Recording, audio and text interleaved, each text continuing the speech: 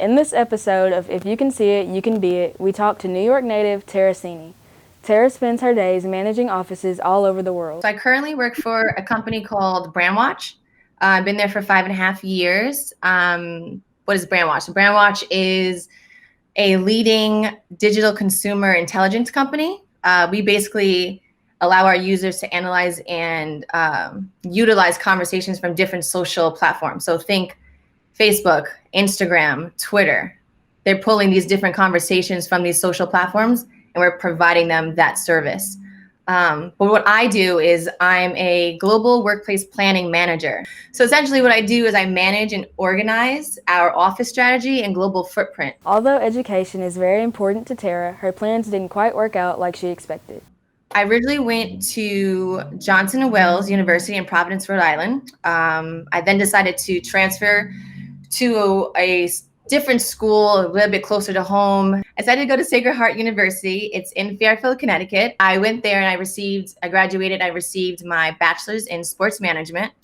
So my dream was to, work in the sports industry, be a sports agent, for LeBron James, but that didn't really work out. Tara now runs offices all over the world, but her early years were spent in a small village in New York.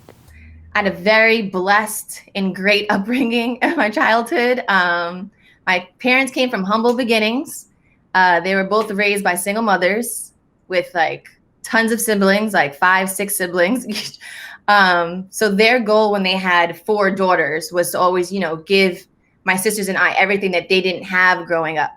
So I grew up in a predominantly white village. It's called Tuckahoe in New York. We lived in the Black community within that village. So I have 4 sisters, like I mentioned. 4 sisters. We're mixed. My father's actually white and my mother is Black. So growing up, I don't really remember anyone having that same family dynamic quite like ours, or having that representation in our neighborhood or, in our school system or, even on your TV screen. I didn't see that a lot. I didn't see, interracial marriages like my parents. So I felt like finding my identity in the world was definitely a challenge at a young age. Fitting in amongst, just different groups of people, just wanting them to accept me for who I am. But our family dynamic, I would say we are very close knit, the 6 of us. You put us in a room and it's never a dull moment. It's comical, there's plenty of tough love when it's necessary. But they are my biggest supporters, and my sisters they're more than just my sisters. They're definitely my best friends. We argue as sisters do, and we get on each other's nerves per usual. But I think looking at our dynamic and our relationship, they are my ride or die. They are my rocks. They are my confidants. And I would just do absolutely anything for them. And where does she turn for inspiration? I'm going to say my mother, Deborah Lee Gregory Sini, is definitely one of my role models. She is one of the strongest Black women in my life. And I truly just wouldn't be who I am today without her just instilling the importance of owning who I am as, yes, a biracial woman, but in American society as a Black woman, because that's what I'm looked as. So for me, she's also always taught me just to be proud of that, to be proud of where I came from, and to just always be unapologetically me. And my second role model is Miss Michelle LaVaughn Robinson Obama. She said this quote that sticks with me. It's in my phone. It just resonated with me. I wasn't loud. I was a young woman with something to say. And for me, in the beginning of my life and my career, I don't feel like I spoke up enough, or I wish there was chances I wish I did speak up a bit more. I would shy away from the chance to say something because of the consequence or that fear of what could happen if I said something. But there was a point when that all changed, and I realized, I have something to say that needs to be heard. For Tara, success is relative. The way I would define success is fulfilling your passion or your purpose in life and just enjoying that journey. The pandemic may have halted Tara's normal idea of fun, but she has found other ways to enjoy her free time. We're in a whole pandemic, fun is definitely different than what I was doing last year, that's for sure. What I do like to do for fun is just been always creating new experiences. That's why I love to travel. I love embracing new cultures, new countries, meeting strangers. No matter what the future holds for Tara, making an impact on others will always be a top priority in her life. It tends to just change as, your life progresses and your choices change, and you may be wanting to do something different. You might want to shift what you're doing as in your career now to what you want to do in a year or so. But I think it's still important to just set goals. So for me, it's just continuing to elevate my career. I've been an executive assistant and an office manager for the last 8 years. So I kind of want to start tapping into my purpose in life and just figuring that out. I do believe that what I want to do is continue to just make a difference and an impact in people's lives on a bigger scale, though. So I'm just trying to figure out what that looks like. And what would Tara tell her younger self? I would say that I'd want her to know that you are enough as you are. Stop trying to put yourself in this box, of what you think beauty is just for the sake of fitting in.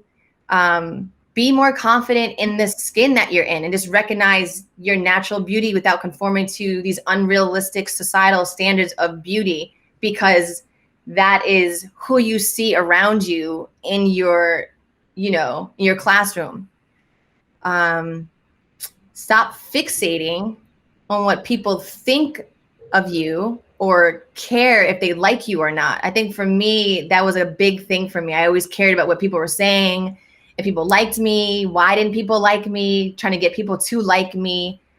At the end of the day, no one's opinion of you matters more than your own. And honestly, looking back, everyone's opinion or me trying to fit in with people in high school, I look around now and those groups of people are actually not even in my life now. So their opinions didn't really matter, because in retrospect, it's like the people who didn't make you feel that way are the ones that were uplifting you. Those are the people that stuck around. And those are actually still the same people that are still in my life now. So that's something I wish I would have focused more on. This year has been overwhelming for everyone, but we all can do our part to make the world a better place. It's definitely been this past year, being Black in America, for me at least, and I'm sure, you may be able to relate, or others may be able to relate, is that it just felt really overwhelming and exhausting. I felt alone in how I felt, in my feelings. I felt unseen. But at the end of the day, it was still this feeling of hope, right? And just still being so proud of just being Black, though, at the end of the day. Regardless of all those feeling, it was still just this embodiment of just, I'm still proud to be Black, though. That's not going to change. And just to seeing how far we've come as people, as a community, people of color, we didn't come this far to only come this far. This is not where it's going to end. We're going to continue to fight this battle. And if we got to bring some people along, open up the doors, come on, we can only do this if we have everyone in this together. So my advice to, people who look like you is to never allow your color of your skin or your past failures to discourage you from pursuing opportunities in your life. So I want you to be bold in how you show up, right? Continue to chase your dreams and your passion. Don't compromise who you are. Stand strong in your values and your integrity. If anyone ever questions that, just stand strong on, who you are and what you believe in. And don't let anyone ever question that. And just continue to surround yourself with people that are going to uplift you for being who you are and your authentic self.